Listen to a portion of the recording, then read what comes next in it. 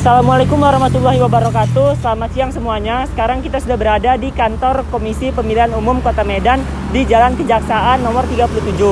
KPU adalah lembaga penyelenggara pemilihan umum yang bersifat nasional, tepat, dan juga mandiri. Langsung saja kita masuk.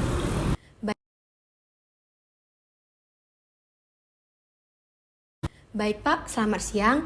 Saya dari mahasiswa Politeknik Negeri Medan. Kami akan mewawancarai Bapak dalam mata pelajaran Pancasila.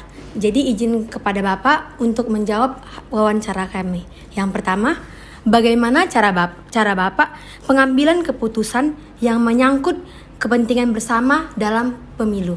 Ya, yang namanya Komisi Pemilihan Umum itu sifatnya kolektif kolegial. Kami ada 5 orang yang memimpin lembaga ini, yang namanya KPU ini, 5 orang pimpinan. Artinya setiap rapat itu diputuskan secara bersama dalam rapat pleno. Jadi kelima komisioner ini punya hak suara dan menyampaikan pendapat yang sama.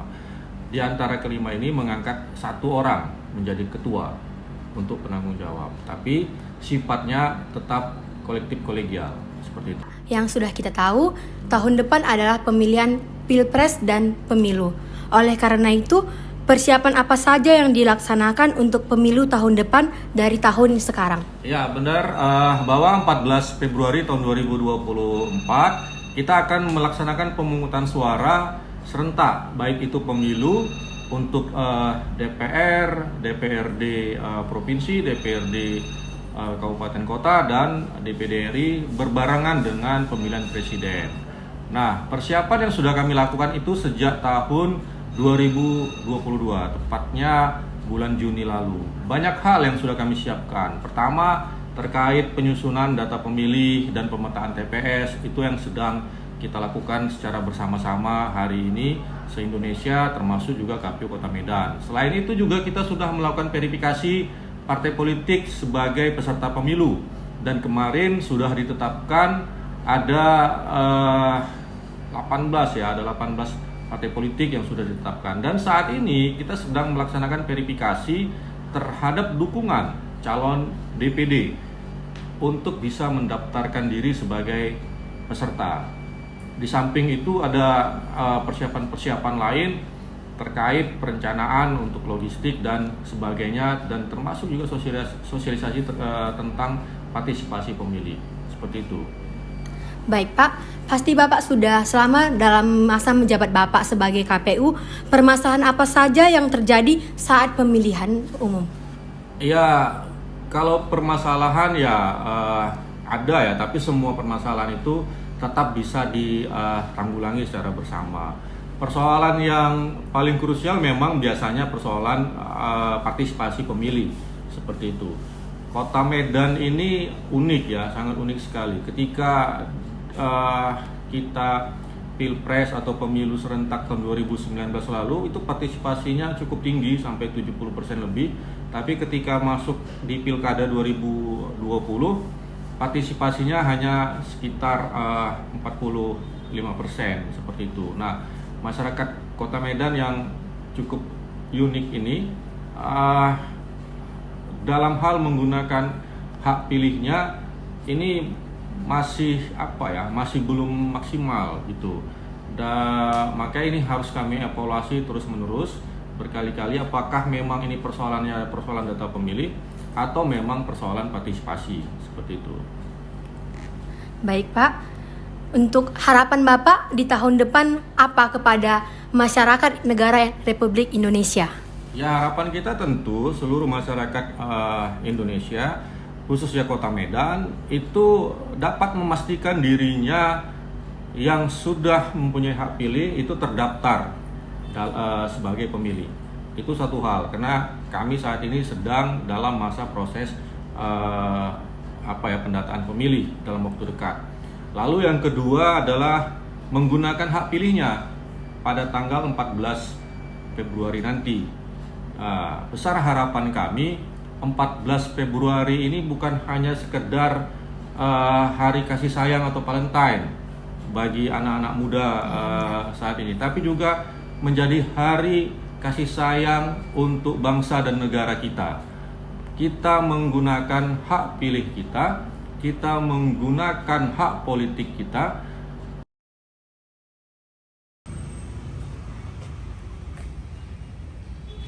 Selamat siang, kami sedang berada di lokasi salah satu partai yang ada di Kota Medan, yaitu Partai Keadilan Sejahtera, di mana kami akan mewawancarai Ketua DPD PKS Kota Medan, yaitu Bapak Haji Kasman Lubis LCMA, di mana partai ini bersifat Islamik dan partai ini memiliki gagasan tentang politik, dan partai ini dapat mempromosikan tujuan ideologis dan kebijakan tertentu.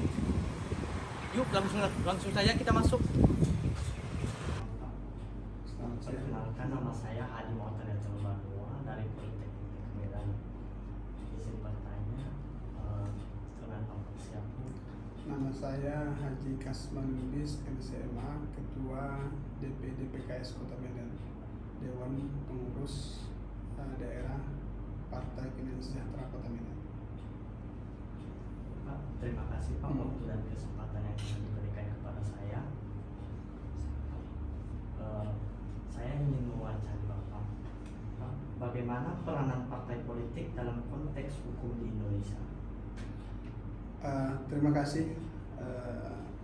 Bagaimana peranan partai politik dalam konteks hukum di Indonesia? Tentunya kita memahami bahwa partai politik itu memiliki satu kekuatan di negeri ini, dan undang-undang partai politik itu merupakan undang-undang yang sangat kuat dan legal ya. Maka peranan partai politik sesungguhnya dapat bisa memberikan peranan sangat strategis dan penting. Kenapa? Karena kita tahu bahwa di negeri kita, negara kita ini adalah negara Pancasila dan juga demokrasi. Tentunya segala hukum, ya produk-produk hukum itu tentunya digodok melalui DPR RI, itu tingkat nasional. Adapun DPRD tingkat provinsi namanya Perda, ataupun DPRD tingkat kota, kabupaten kota juga Perda kabupaten kota. Maka kami sebagai partai politik melihat bahwa peranan partai politik itu sangat strategis dalam melahirkan hukum-hukum di negara kita ini. Pak, terima kasih jawabannya Pak. Selanjutnya, bagaimana kedudukan partai politik pada masa demokrasi? Tentunya pada masa demokrasi ini seperti yang saya sampaikan tadi, kedudukan partai politik adalah kedudukan yang sangat strategis dalam melahirkan hukum-hukum, produk-produk hukum di negara ini. Kenapa? Karena undang-undang partai politik itu adalah undang-undang yang sangat kuat, ya, dan juga punya peranan yang sangat strategis. Pak, terima kasih Pak. Selanjutnya, bagaimana cara partai politik menangani masalah masyarakat? Bagaimana peranan politik dalam menangani masalah masyarakat? Saya nggak tahu nih ya, masalah masyarakat yang mana. Ya tentunya kalau partai politik itu kan bukan yudikatif ya, tapi dia adalah salah satu ya partai politik salah satu peranan kita dalam menciptakan demokrasi. Maka ya kalau peranan partai politik dalam menangani masalah masyarakat, tentunya nggak bisa kita bilang begini bogono A dan B.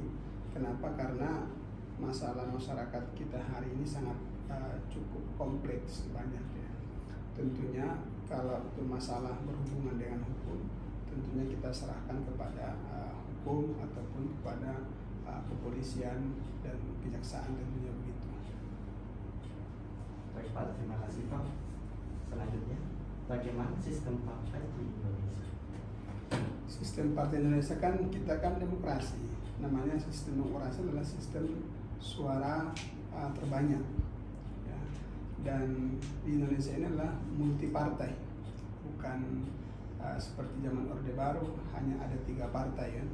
Tapi di Indonesia yang akan ikut pemilu pada 2024 ini sekitar 17 partai politik nasional. Nah, ditambah lagi partai lokal di Aceh ya. Dan tentunya pada pemilu 2024 nanti kita semua akan bertarung ya, akan ya mencari suara sebanyak-banyaknya ya. Ketika partai A misalkan yang menang, maka dialah yang menentukan kebijakan pada dasarnya begitu ya. Belum tentu juga ketika partai A juga menang dia presiden ya. Kenapa? Karena antara pemilihan legislatif dengan pemilihan presiden tentunya berbeda. Belum tentu juga misalkan partai A menang suara tinggi, ya presiden diusungnya itu menang, belum tentu juga, karena kita sifatnya ada pemilihan presiden dalam waktu yang bersamaan. Maka pada pemilu 2024 nanti 5 yang akan kita pilih pada tanggal 14 Februari 2024. Yang pertama DPRD Kabupaten Kota, yang kedua DPRD Provinsi, yang ketiga DPR RI, yang keempat DPD RI, yang kelima baru Presiden. Ya, itu. Baik Pak, terima kasih Pak. Ya, sama-sama. Pak, terima kasih juga waktu dan kesempatan yang Sama-sama. diberikan kepada kami. Pak, mohon izin Pak. Ini hasil dari video kami. Terima kasih.